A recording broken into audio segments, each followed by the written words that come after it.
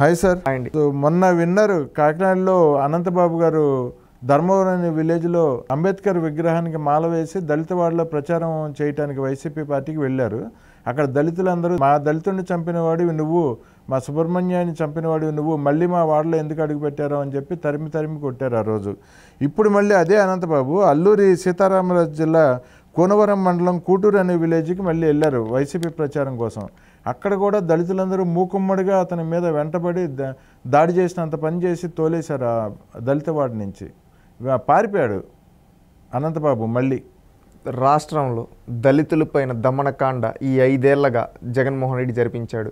దాంట్లో ప్రధాన కీలక పాత్రలో అనంతబాబు కావచ్చు, కొంతమంది జగన్మోహన్ రెడ్డి సొంత సామాజిక వర్గానికి సంబంధించిన వ్యక్తులు ఉన్నారు. దళితులు గుండు కొట్టించారు, దళితుల్ని అక్రమంగా పోలీస్ స్టేషన్లో పెట్టారు, అదేవిధంగా దళితుల్ని చంపి డోర్ డెలివరీ చేశారు. దళితులు చదువుకొని ఉన్నత స్థాయికి వచ్చి డాక్టర్లు అయ్యింటే అలాంటి వాళ్ళని పిచ్చి వాళ్ళని చేసి చంపారు ఈ జగన్మోహన్ రెడ్డి గారి ప్రభుత్వంలో. అందుకని రాష్ట్రంలో దళితులంతా అనుకుంటూ ఉన్నారు ఏమని, రే వీడు మన దళిత బిడ్డ అన్నాడు, ఇప్పుడు మన దళితుల్నే చంపించాడు కదరా, ఇలాంటి వ్యక్తిని మనం నమ్మి మోసపోయాం, అందుకని ఇతన్ని మనం నమ్మాం, మనం గెలిపించాం, ఇప్పుడు మనమే తరింగొడదాం. ఎందుకంటే ఈరోజు అతను ఆ విధంగా చేశాడంటే మన ఒక చేతగానితనమే కదా, మనం ఆ రోజు ఓట్లేసిన దానివల్లే కదా, ఇప్పుడు మనమే ఓడియాలి ఈ జగన్ని.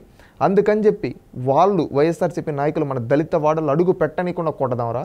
ఎందుకంటే మన దళిత దైవమైన అంబేద్కర్ గారు మనకు రాజ్యాంగం ఇస్తే ఆ రాజ్యాంగ హక్కులను కూడా హరించి వేసే విధంగా మన దళితులపైన ఎస్సీ ఎస్టీ అట్రాసిటీ కేసులు పెట్టిన నీచుడు ఈ జగన్మోహన్ రెడ్డి. అందుకని ఈ జగన్మోహన్ రెడ్డిని మనం తరిమి కొడదామని చెప్పి అనుకుంటూ ఉన్నారు.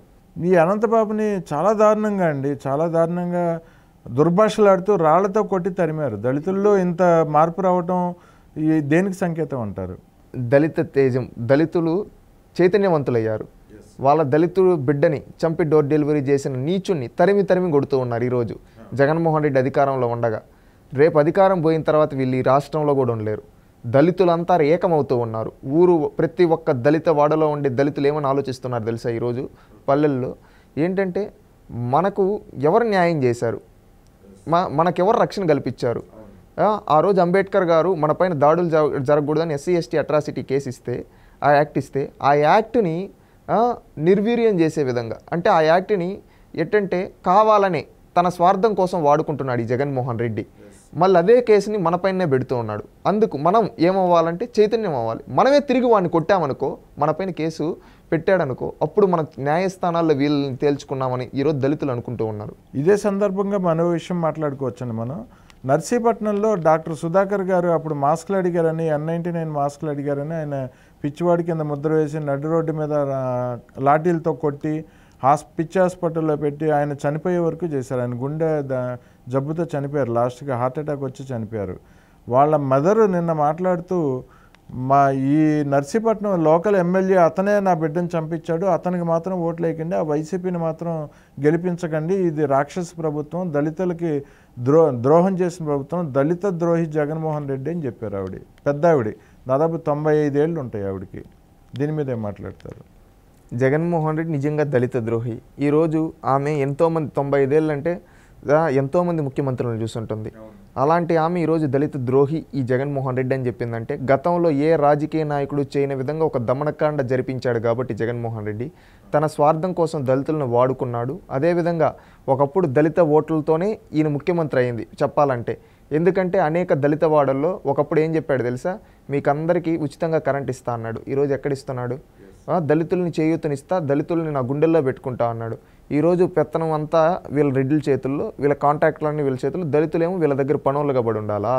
అందుకని దళితులు చైతన్యవంతులు అవుతూ ఉన్నారు. ఎందుకంటే చంద్రబాబు నాయుడు గారు ఉండేటప్పుడు దళితులకు ఏం చేశారంటే కార్పొరేషన్ల ద్వారా లోన్లు ఇచ్చారు, ఇన్నో కార్లు ఇచ్చారు, ఇంకా వాళ్ళు ఏమన్నా వ్యాపారాలు చేసుకుంటే డబ్బులు ఇచ్చారు, చేయూతనిచ్చారు, వాళ్ళని పైకి తీసుకొని వచ్చారు. వాళ్ళకి మోడల్ స్కూల్స్లో సెపరేట్గా వాళ్ళకి బెస్ట్ అవైలబుల్ స్కూల్స్లో చదువుకునే దానికి వాళ్ళ పిల్లలకి చేయూతనిచ్చారు చంద్రబాబు నాయుడు గారు. ఇంత చేశారు చంద్రబాబు నాయుడు గారు దళితులకి. కానీ దళితులు ఆ రోజు ఏమనుకున్నారు, జగన్ మనకి ఇంకా ఎక్కువ చేస్తా అంటున్నాడు కదా, ఒక అవకాశం ఇద్దామని ఇచ్చారు. ఇచ్చిన తర్వాత ఇతను నాశనం చేసుకున్నాడు, దళితులపై దమనకాండ. అందుకని దళితులు ఈరోజు చైతన్యవంతులు అవుతూ ఉన్నారు. చంద్రబాబు నాయుడు గారు దళితుల ఆత్మగౌరవాన్ని కాపాడి ఆత్మవిశ్వాసాన్ని ఇస్తే ఈ జగన్మోహన్ రెడ్డి దళితులను కనీసం దగ్గరకు కూడా రానియటం లేదు. దళితుల్ని చంపిన వ్యక్తుల్ని పక్కన కూర్చొని పెట్టుకుంటున్నాడు. అందుకని ఈరోజు దళితులంతా ఏకమై ఒక చైతన్యం వచ్చింది.